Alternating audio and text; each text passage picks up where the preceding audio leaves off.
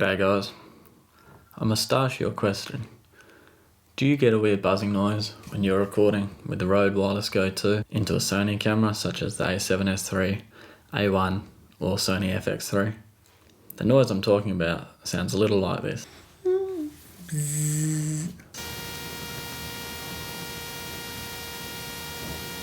Today I'm going to go through some fixes. Some stuff that doesn't work or is too impractical to work, but I'll show you anyway just so you don't waste any time doing it yourself.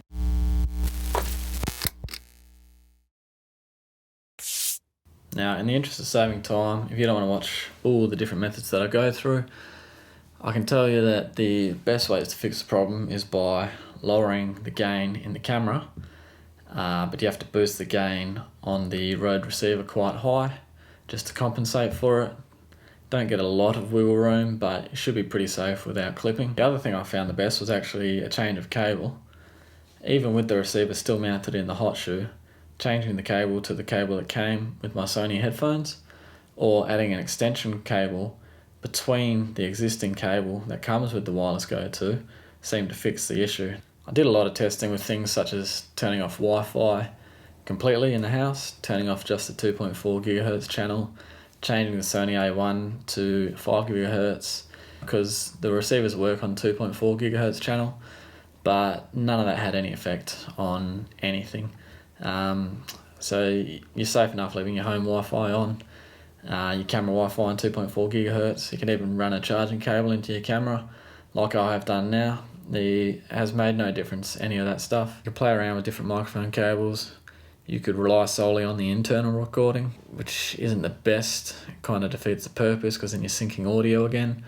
Whereas the reason you might want to buy the Wireless Go 2 is so that you can put audio straight into your camera without having to sync it, which can be a pain in the ass sometimes. Or you can buy the DJI mic, which might not have these issues.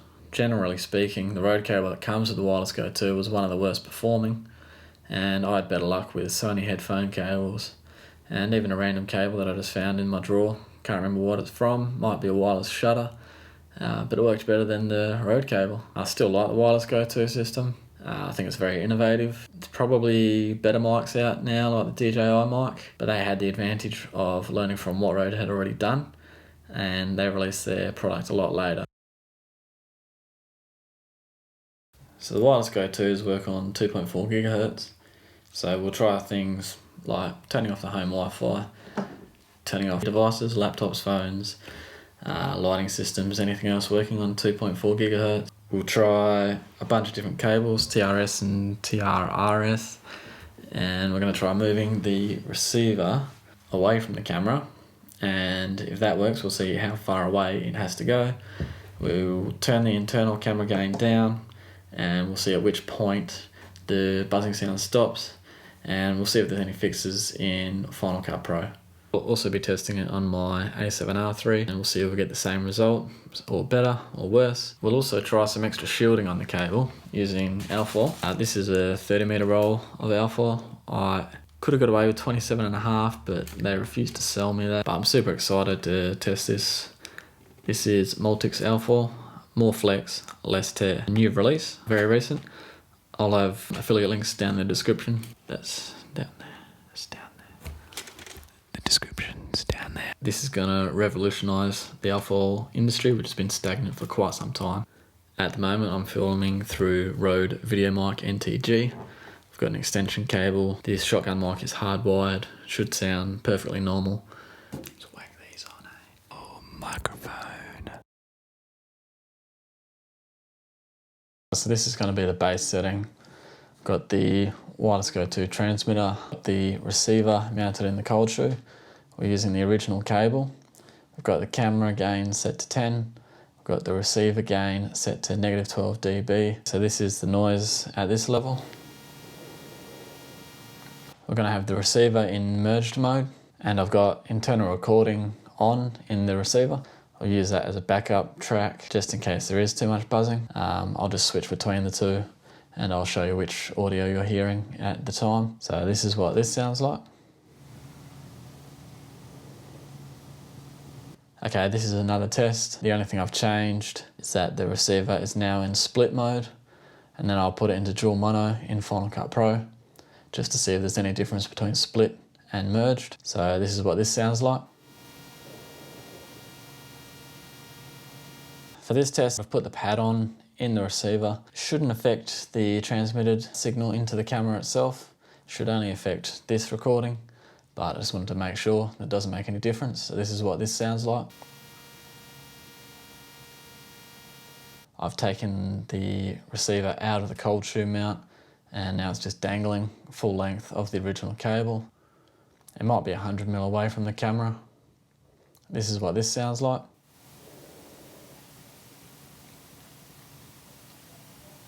And if I hold it up to the camera,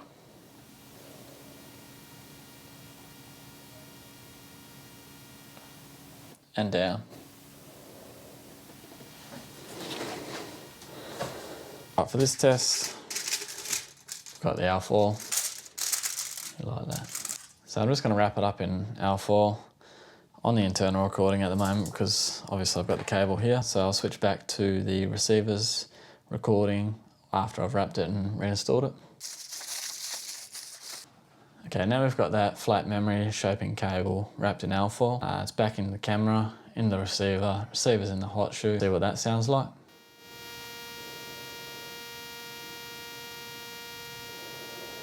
So receiver's still in the hot shoe mount. I've just changed the cable from the included cable to the cable that I got with the Rode Video Micro. Still a Rode cable, it's just coiled. It might have better shielding, so this is what this sounds like.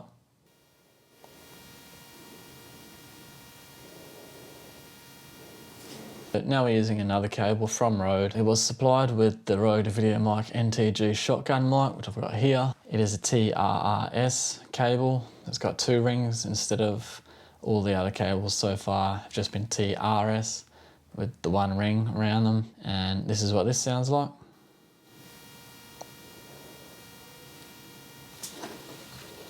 This cable came with my Sony headphones, WH-1000 MX3, something like that. So this cable, this is what this sounds like.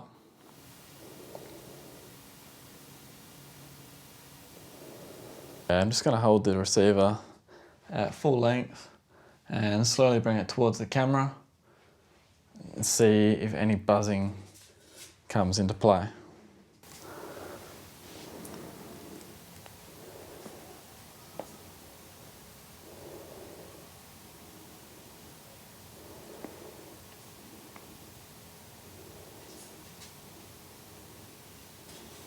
So we're back on the original Rode Wireless Go 2 cable, the memory shape cable. It is mounted in the hot shoe at the moment, but I've extended Rode's 3-meter extension cable that I bought off Amazon. And this is what it sounds like in the hot shoe through the extension.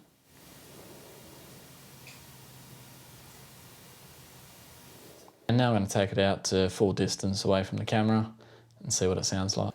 Okay, so here we've got the receiver through the original cable on an extension and then up into the camera. The transmitter obviously is still on my chest, and we're just going to see at what point we start to get noise in this scenario if I start moving it towards the camera. So this is what this sounds like.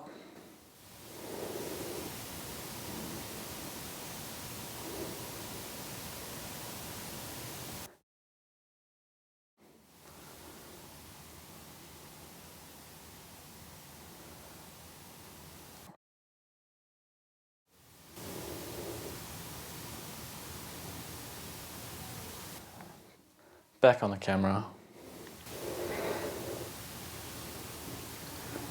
Get rid of the extension, just plug it in.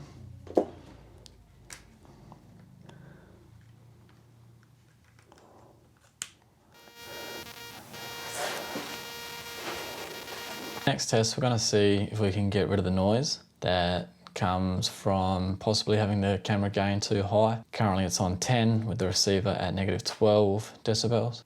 So we're just going to change that lower and see at what point the buzzing disappears. So this is what it currently sounds like. Just going to change the audio level from 10 down to 7. So my voice hits about 2/3 of the way up the meter, and I'm going to do that using the gain control. Okay, so camera gain has gone down from 10 to 7. The receiver gain has gone up from -12 to -6 decibels, and we'll see if the buzzing's still there. This is what that sounds like.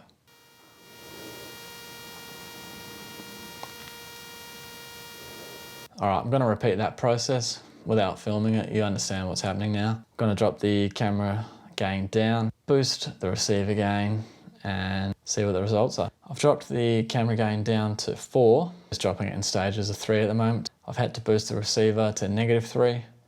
There's only one more stage after this, which is 0 decibels, and then it circles back to -30. This is what the Rode Wireless Go 2 sounds like, with the receiver in the hot shoe set to -3 decibels, with the Sony A1 set to 4 on the gain.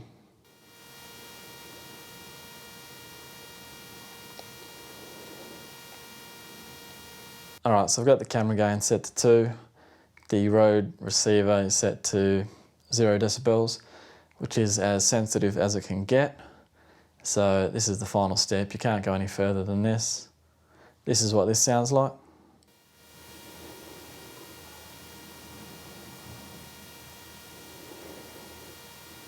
For comparison's sake, I've now got the camera gain set up to 16, and I've dropped the receiver gain down to -21. This is what that sounds like.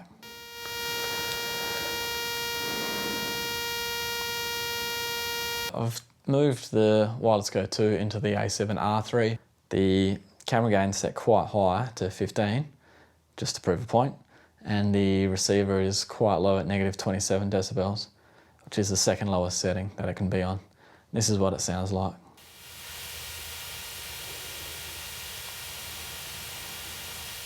This is the second recording on the R3. I've dropped the camera gain down to 10, just in case there was a buzz. I've picked up the receiver gain to -12.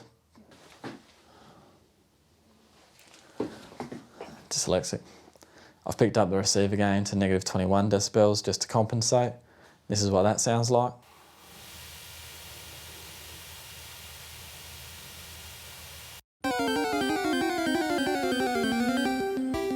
This cable, which I have no idea where I got it from, is showing no noise at all. I'm just testing another cable. I've just found it in the drawers. Not sure if it came from a remote shutter or something like that. No idea where I got it from, but this is what it sounds like.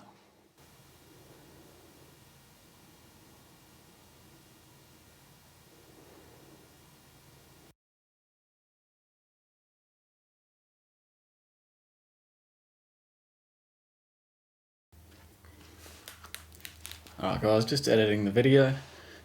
Just going to chuck in some comparisons now. So the first set of comparisons will do different sorts of cables. So the camera setting was the same. Camera gain on 10 with the receiver on -12 decibels. And the only thing that changes is the cable.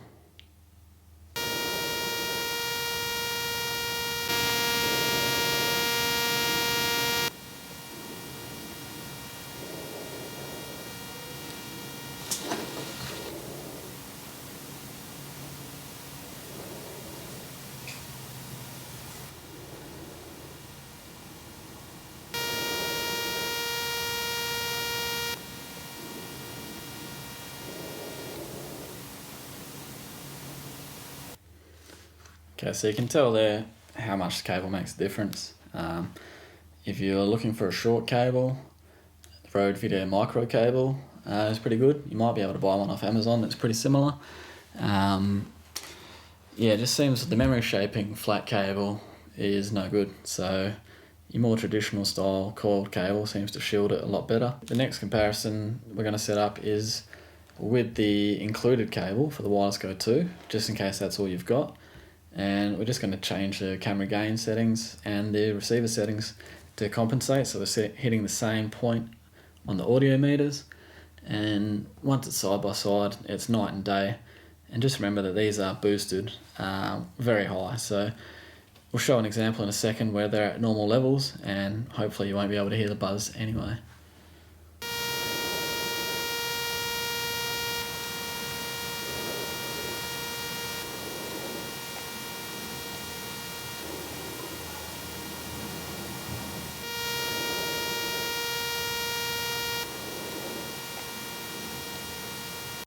So in this last little bit, we're just going to look at things you can do inside Final Cut. This next section is a screen record with system audio. You'll see me play around with the noise removal tool within Final Cut, turning off different channels on the dual mono, as well as leaving both on but only applying noise removal to one. I left a little bit of voice in there so you can hear how the noise removal affects the vocals. Sometimes turning off channel 2 in dual mono helps. And you'll see me, when I turn off channel 1 and leave channel 2 on, it's majority noise and not very high peaks in dialogue. When it goes the other way around, channel 1 on, channel 2 off, a lot of the noise disappears and you can see that in the waveform. But yeah, just watch. It's just me mucking around. You can do the same thing as well. Just see what that sounds like. Just see what that sounds like. Just see what that sounds like.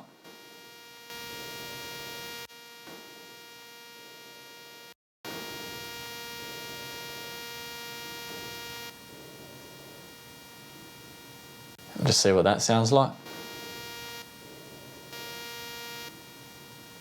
Just see what that sounds like.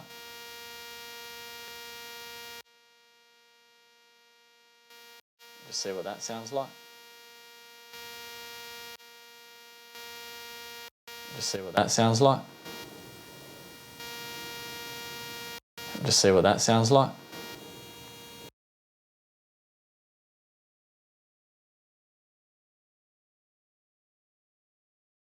Now in the comparisons, I haven't compared the different cameras. Like the A7R III cleared the issue, but it's not a viable solution going to buy another camera. We're trying to figure out a fix for the camera system that people have invested a lot of money into.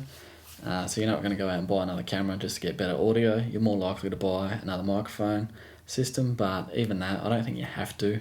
If you combine a few of these fixes that we're going to go through, I think you can continue to enjoy the Rode Wireless Go 2 without regretting your purchase. I think it works just fine. So I'm not going to compare the distance from camera, because the only two cords I have that allow me to get more distance from the camera cleared the issue even when it was mounted in the hot shoe.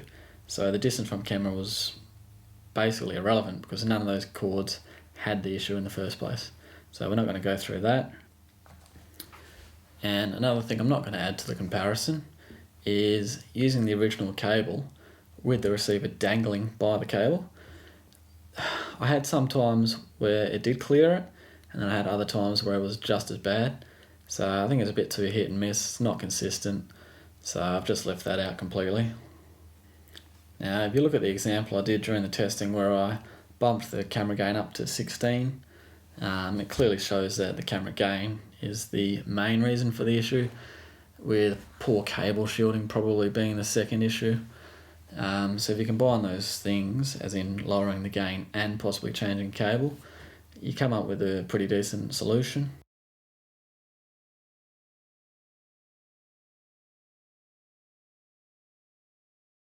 So my solution after seeing the tests, I think I'll use the Rode Video micro cable coupled with low gain on the camera, and worst case scenario I add a bit of noise removal in Final Cut Pro, 20-25%, and maybe turn off channel 2.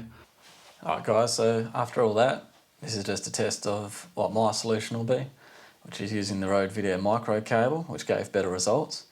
Combining that with the camera gain set to 2, the receiver I've set to -6 decibels, and then if I still have to fix it up a bit, I'll do that in Final Cut. So this is what it sounds like.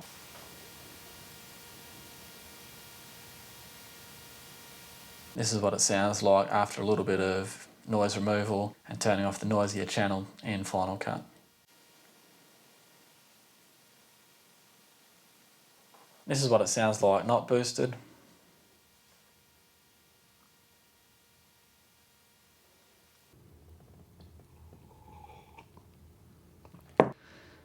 Alright, that's about all I got time for.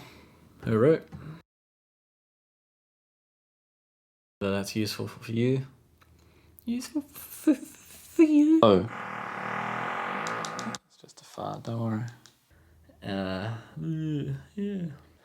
it's not a TRRS cable. Sorry, what the fuck is it? So if you don't want to stick around, fuck off. That'll do. Au revoir.